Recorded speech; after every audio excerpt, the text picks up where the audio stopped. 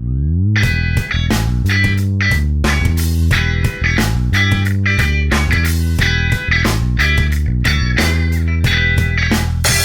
tema da aula de hoje, a expansão comercial europeia e o continente americano. Eu pedi para a aula de hoje a leitura de dois textos. A introdução do livro do grande Vitorino Magalhães Godinho, Os Descobrimentos da Economia Mundial, e o primeiro capítulo do livro do Immanuel Wallerstein, O Sistema Mundial Moderno. E eu vou unir, então, as ideias do Wallerstein com as ideias do Braudel, Fernand Braudel, grande historiador francês, em torno de economia-mundo, essa ideia brodeliana que eu vou discutir na segunda parte da aula. Acrescentarei a teoria dos ciclos sistêmicos de acumulação de capital, do Giovanni Arrighi. Os dois autores estão na minha bibliografia, e com isso eu vou envolver, então, uma discussão que farei com vocês sobre a teoria do sistema mundo do Immanuel Wallerstein. Para começar, então, essa exposição dessa expansão material e cultural da Europa, que se processa nos séculos XV e XVI e envolve o continente americano e confere um protagonismo, como todos vocês sabem, aos portugueses, um protagonismo que não se confunde com um papel exclusivo, obviamente, né? Outras monarquias europeias também participaram ativamente dessa expansão, algumas delas, mais precisamente, da expansão transoceânica, essa expansão ultramarina. Porque nem sempre a expansão da Europa foi uma expansão transoceânica. O Império Russo, que está em expansão nas últimas décadas do século XVI e nas primeiras décadas do século XVII, se expande territorialmente, né, até o que hoje é a Sibéria, configura então uma monstruosidade em termos de quantidade de área sobre a qual se estende um poder político específico, mas esse império não se configura como um império ultramarino, né? Esse é um exemplo, então, de uma expansão de natureza diferenciada, mas que, no fundo, integra esse mesmo panorama ao qual nós estamos referindo, né? Desse espraiamento, então, de valores econômicos, valores culturais, pessoas, formas políticas e, sobretudo, né, incorporação de regiões que não estavam devidamente conectadas umas com as outras e que, desde o século XV, estão começando a se tocar, para nunca mais deixarem de se tocar. Observemos em primeiro lugar aqui, né, para nos familiarizarmos minimamente com essa articulação de todo o globo em torno de uma mesma história. Esse mapa está publicado no terceiro tomo da obra do Fernand Braudel, Civilização, Material, Economia e Capitalismo, e mostra, né, em linhas gerais, a territorialidade do comércio europeu. Um comércio regular, não um comércio casual, um comércio constante. Esse comércio, então, ele se faz pelas vias marítimas, interligando o mar Mediterrâneo com o mar do Norte, o mar Báltico, a Península Ibérica, uma parte do Oceano Atlântico, isso por volta de 1500, já em direção ao Mar Vermelho.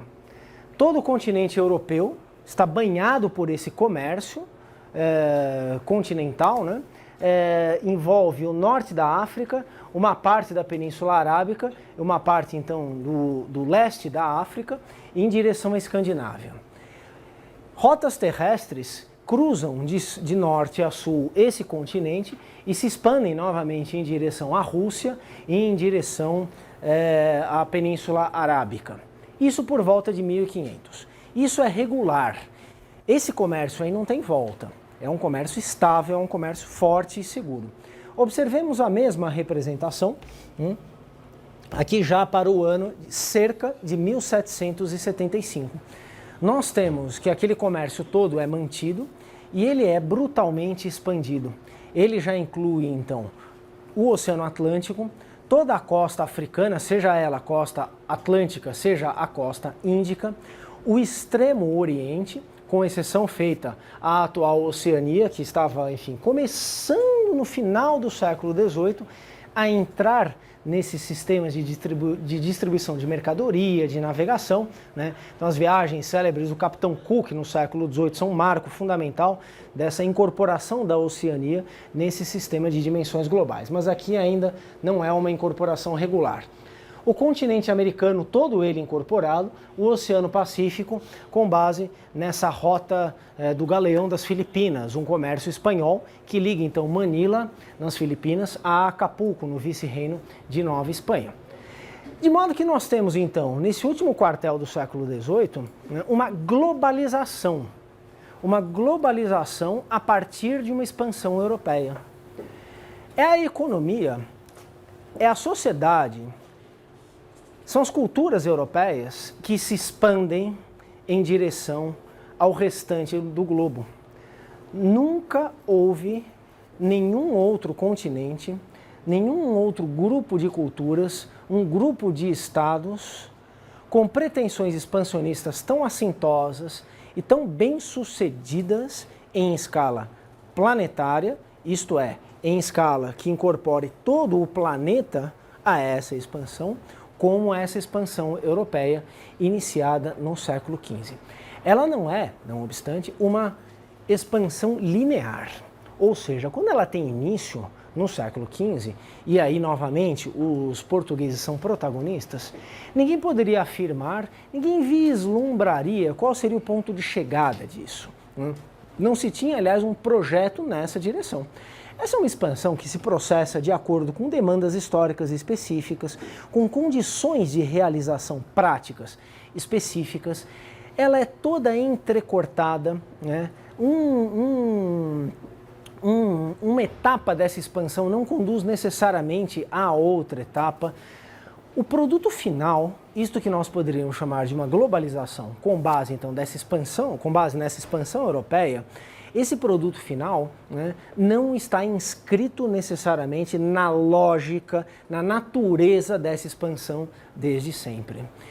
Resulta ser assim, mas a história ela não caminha numa direção pré-estabelecida, pré-determinada, né? Pelo menos não a história dos grandes fenômenos, dos grandes acontecimentos, dos grandes processos. A história das grandes coisas, ela é sempre o resultado, enfim, de desenvolvimentos específicos que são sempre conflituosos, de processos de negociação, de resolução de circunstâncias, de atendimento de demandas específicas.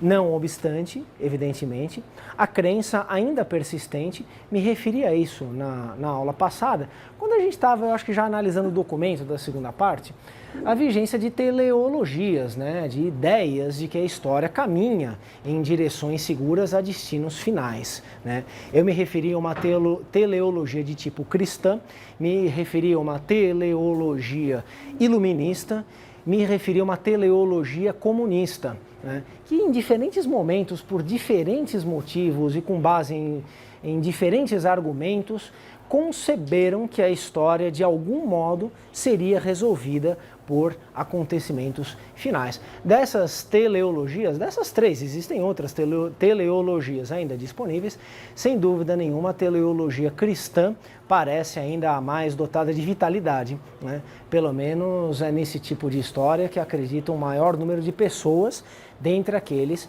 que acreditam, mesmo sem formular com muita clareza, mesmo sem parar para pensar nisso como um conceito de história, acreditam que a história caminha para um ponto de chegada conhecido desde antemão.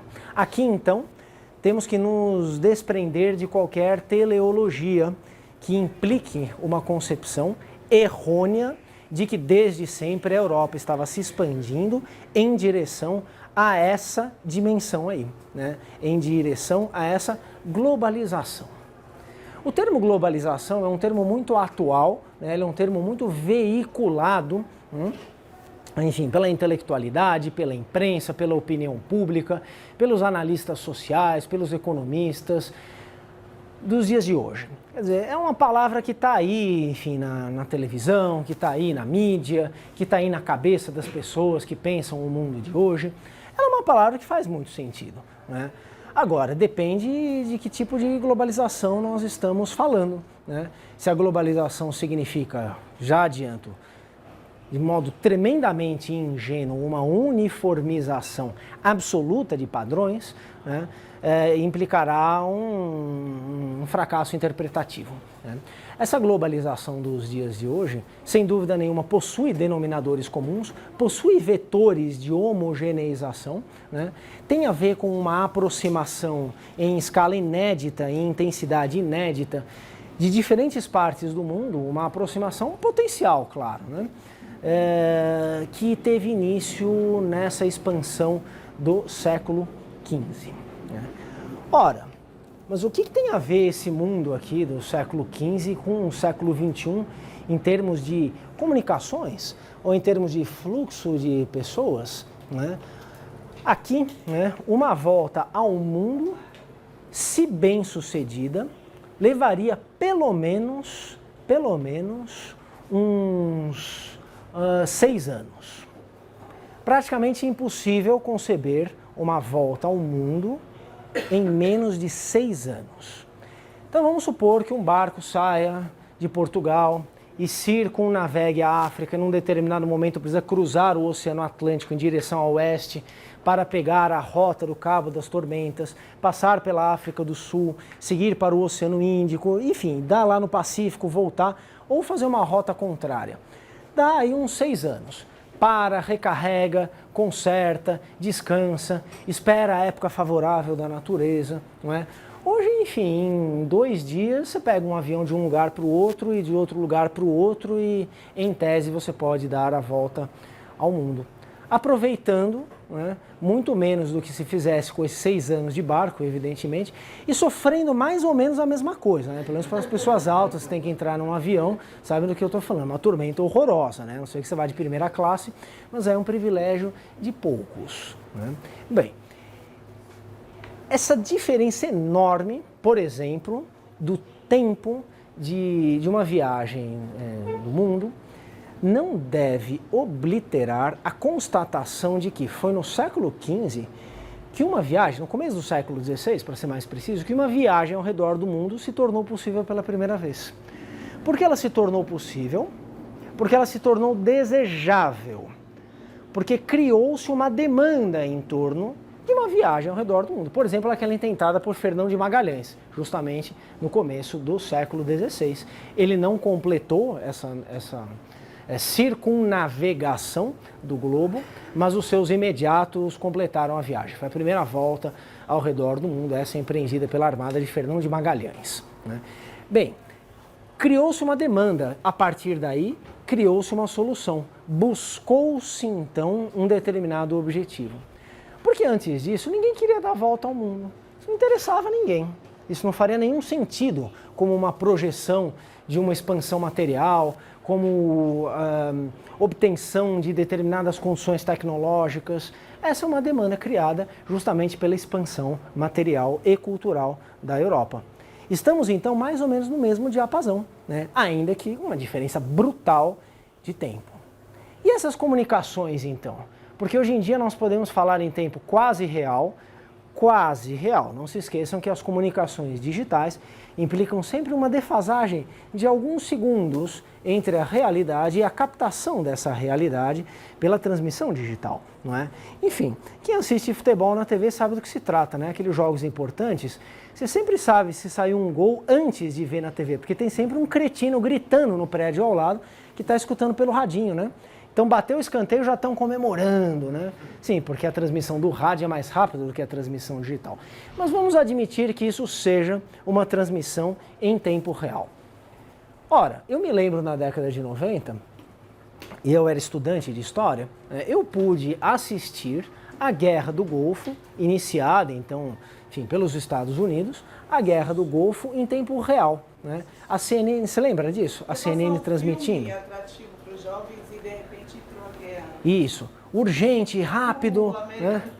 Isso, pronto. Vai começar o bombardeio, né? E aí a CNN transmitindo aquilo lá, né? E aí você assistindo lá, tal, agora cansei da guerra, vamos mudar, tal, né?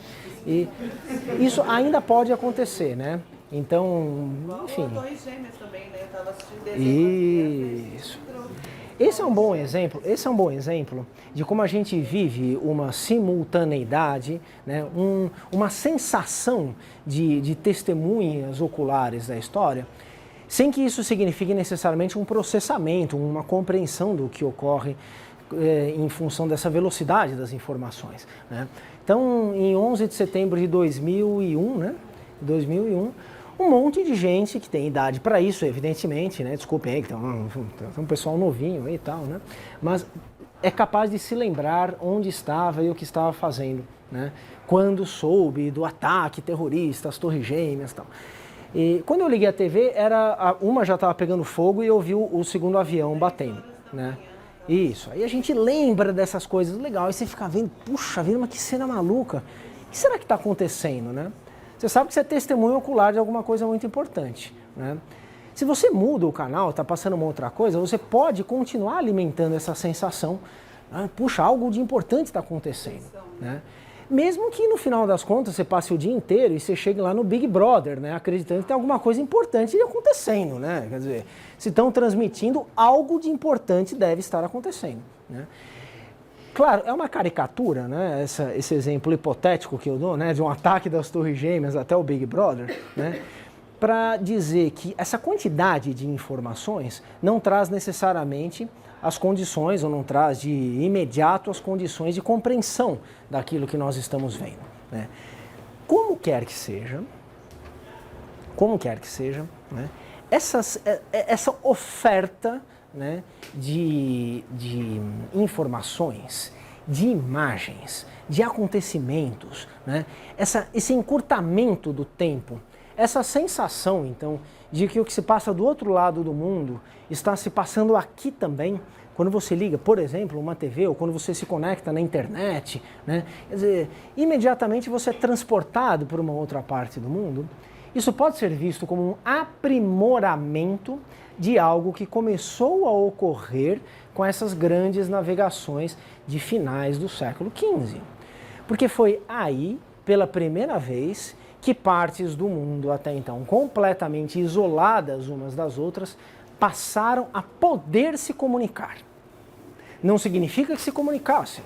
Aliás, hoje mesmo as comunicações dependem das demandas pelas comunicações.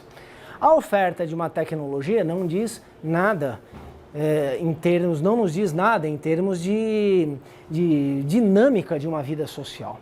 O fato de existir uma tecnologia não significa que seja uma tecnologia útil, que seja uma tecnologia que traduza um modo de vida, né? Tem um monte de inventores excêntricos aí, tem um monte de tecnologias que nos fazem sonhar, mas que não são aplicadas na realidade por falta de demanda, porque elas não têm utilidade, porque elas não são vistas como realmente necessárias. Relativizando isso, quer dizer, as comunicações ocorrem quando é necessário, por algum motivo, né? Mesmo que essa necessidade seja imposta como uma mercadoria, né? Quer dizer, que você seja obrigado ou seja impelido a desfrutar de uma determinada comunicação, porque aquilo é uma mercadoria em si, não porque você tenha parado para pensar quão interessante seria usufruir de um determinado recurso de comunicação. De todas as maneiras, essa possibilidade, então, de se ligar com outras partes do mundo e do mundo todo se ligar, começou a ocorrer com essas grandes navegações, né?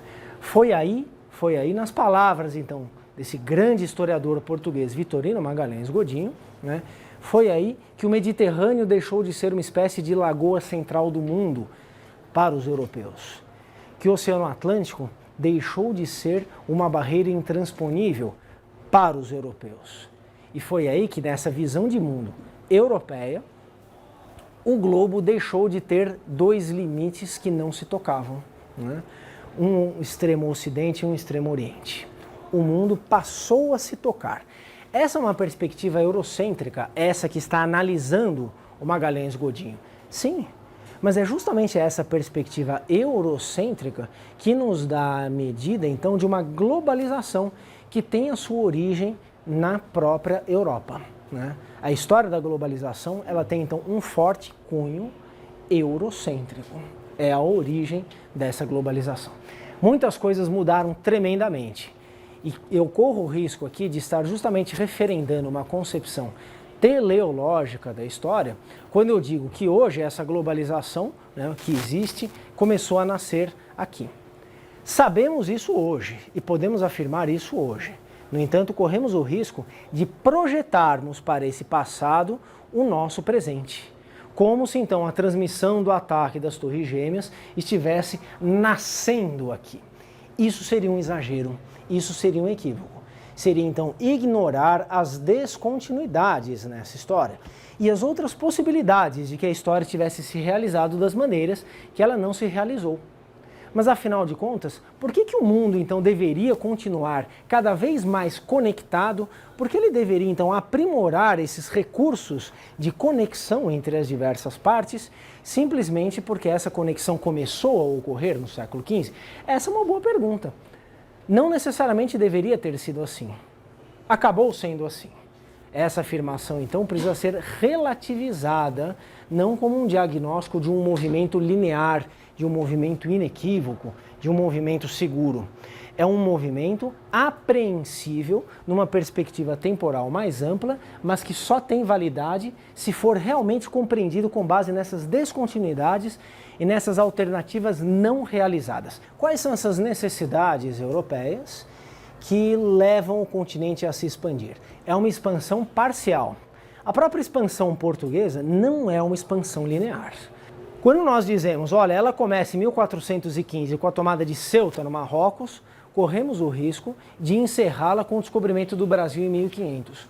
Como se os portugueses estivessem seguindo, buscando um objetivo final, que do ponto de vista de uma história excessivamente centrada no Brasil, como eu já critiquei na aula passada, né, quer dizer, essa perspectiva de enfiar demais todo e qualquer acontecimento no prisma de um único país, da história de um único país, e todo e qualquer país padece desse problema, quer dizer, estuda sobretudo a sua própria história, né, e não se dá conta então de que esse país não existia como uma entidade dotada de uma história própria, não se dá conta de que essa história fazia parte de uma história mais ampla, mais geral, de que houve então bifurcações nessa história que acabaram levando as coisas para outros caminhos, né? Todas essas perspectivas, então, elas costumam nos advertir, elas podem nos advertir para esse equívoco que é de pensar a expansão portuguesa como uma expansão que termina com o descobrimento do Brasil. Porque, afinal de contas, nós estamos saturados de história do Brasil. E assim deveria ser natural que fosse, mas não é dessa maneira. Bem, por que então ocorre essa expansão, né? Por uma série de fatores. Eu vou me referir a 3 elementos importantes nessa expansão. A centralização das monarquias europeias, ao mercantilismo e o crescimento da população europeia. O crescimento da população europeia. São 3 fatores a se tomar em conta. Não estou pretendendo aqui que esses fatores conduzem automaticamente a esse processo de expansão, mas sim a sugerir, com ênfase, que esses 3 fatores são fundamentais, então, para entender a configuração que esse movimento expansionista teve nos séculos XV e nos séculos XV e XVI, perdão. Em primeiro lugar, a centralização das monarquias. Ora, as monarquias já existiam na Europa medieval, no entanto, com uma tendência a desempenharem poderes políticos menos importantes do que esferas mais restritas. Chamemos essas esferas de feudos e cometamos aqui uma generalização, né? O poder feudal é mais importante do que o poder dessas monarquias. As monarquias existem, elas podem existir, elas são distribuídas, enfim, em ducados, em reinados, mas elas não são monarquias capazes de centralizar um conjunto de ações que se mostrariam decisivas para essa expansão no século XV. Sobretudo, a capacidade de acúmulo de capital. Acúmulo de capital em escala diferenciada. Acúmulo de capital capaz de subsidiar, de financiar empresas perigosas, empresas arriscadas, empresas caras, como são as grandes navegações. Não são as grandes navegações empreendimentos puramente das monarquias europeias, puramente públicos, como nós diríamos hoje. Sempre dependendo de capitais privados também, do estabelecimento então de parcerias entre monarquias e empreendedores privados.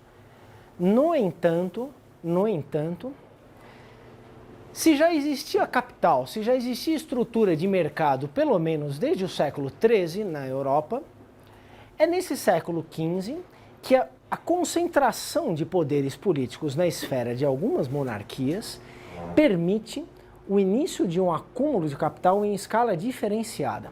É bom vocês terem em mente uma absoluta unanimidade, porque é já uma simples constatação da parte de todos os grandes estudiosos da história do capitalismo. Nunca houve na história desse sistema, do sistema capitalista, uma incompatibilidade essencial entre gestão do capital, circulação do capital, multiplicação do capital e atuação do Estado.